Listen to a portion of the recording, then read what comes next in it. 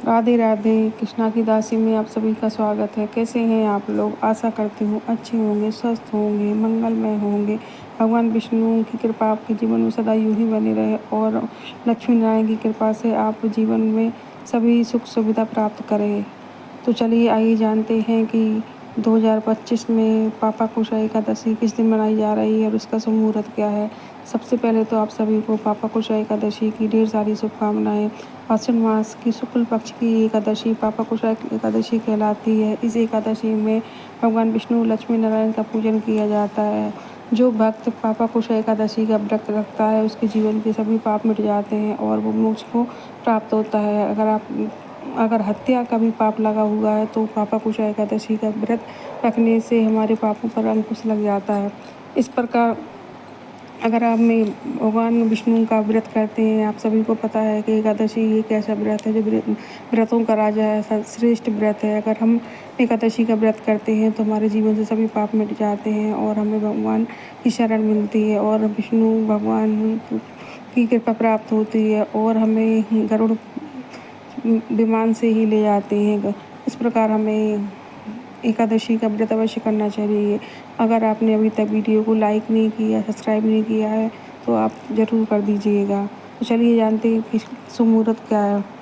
पापा कुशा एकादशी की शुरुआत हो रही है 2 अक्टूबर की रात 7:32 पर प्रारंभ हो रही है और एकादशी 3 अक्टूबर की शाम 6:32 पर समाप्त हो जाएगी। तो उदय तिथि के अनुसार हमें सूर्य व्यापिनी जो एकादशी मिल रही है वो 3 अक्टूबर को मिल रही है। तो हमें 3 अक्टूबर को पापा कुशा एकादशी का व्रत धारण करना है और इस बार पापा कुशा एकादशी पर सर्वार्थ सिद्धि योग बन रहा है जो हमारे सभी मनोकामना पूर्ण करते हैं। सर्वार्थ सिद्धि योग बन रहा है, रवि योग बन रहा है और यह व्रत रखने से हमारे जीवन में जितने भी हत्या का पाप लगा होता है, अगर हम पापा कुशा एकादशी के व्रत करते हैं तो हमें हत्या के जैसे पाप से भी छुटकारा मिल जाता है। तो हमें यह व्रत अवश्य करना चाहिए। विधि विधान से करने से भगवान विष्णु की कृपा प्राप्त होती है और यह व्रतों में तो श्रेष्ठ है ही। अगर हम व्रत करते हैं, नियम पूर्वक करते हैं तो भगवान विष्णु के धाम को जाते हैं तो हमें कष्ट नहीं देखना पड़ता है और यम के दूत आते हैं वो हमें प्रताड़ना नहीं देते हैं। इस प्रकार हमें यह व्रत अवश्य करना चाहिए।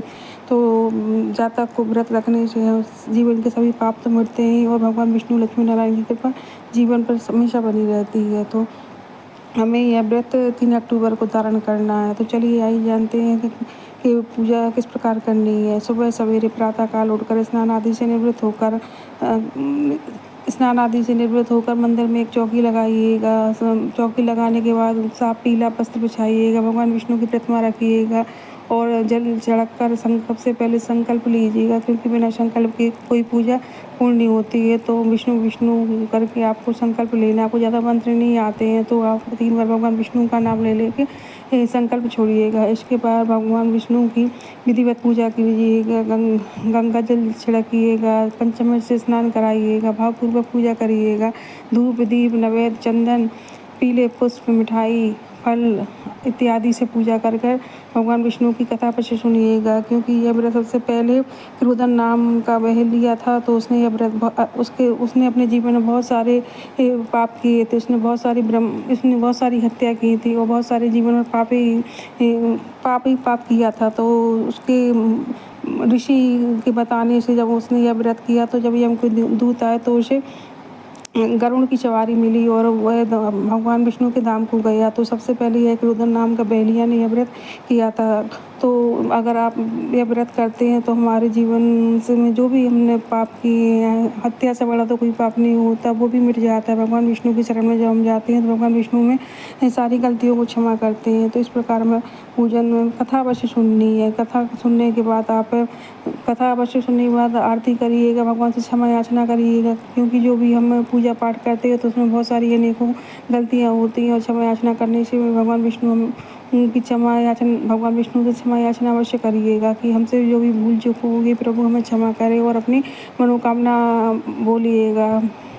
पापा कुशा एकादशी का व्रत रखने से हमारे पूर्वजों को भी तृप्ति मिलती है, इसलिए व्रत हमें अवश्य करना चाहिए और अंत में आरती करें। इस प्रकार पूजन करने से भगवान विष्णु की कृपा बरसती है। अगर आप व्रत नहीं करती हैं तो भी आपको पूजन पाठ अवश्य करना चाहिए। भगवान विष्णु की आराधना अवश्य करनी चाहिए, क्योंकि भगवान विष्णु तो ब्रह्मांड के स्वामी हैं और आप अगर भगवान विष्णु की शरण में रहते हैं तो आपके जीवन में कोई कष्ट नहीं आता है। इस प्रकार पूजा करने से भगवान विष्णु अति प्रसन्न होते हैं। और शाम के समय आप तुलसी में घी का दीपक अवश्य जलाइएगा। इस प्रकार और माता लक्ष्मी की पूजा अवश्य करिएगा, क्योंकि जहाँ पर माता लक्ष्मी की पूजा होती है वहाँ हमेशा सुख समृद्धि बनी रहती है। तो विष्णु भगवान के साथ साथ आप माता लक्ष्मी की पूजा अवश्य करिएगा। जय श्री राधे, जय श्री कृष्ण। अगर आपको वीडियो ज़रा भी अच्छी लगती है तो प्लीज़ लाइक करें, सब्सक्राइब करें, बेल आइकन बटन को प्रेस करें ताकि आगे की महत्वपूर्ण जानकारी मिलती रहे। राधे राधे।